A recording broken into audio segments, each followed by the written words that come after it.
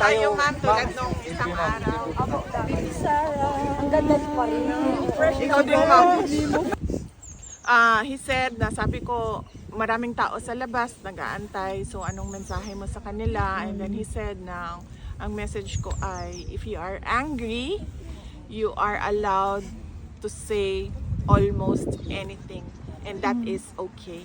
And then I was asking him, magsulat ka na lang ng libro. Sabi ko, magsulat ka na lang ng libro and then when you get out, we'll sell it and make money out of it.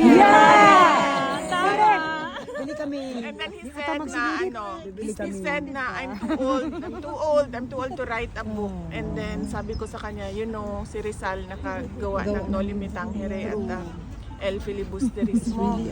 And then ang sagot niya sa akin was, ano bang edad ni Rizal nung nagsulat siya? 80?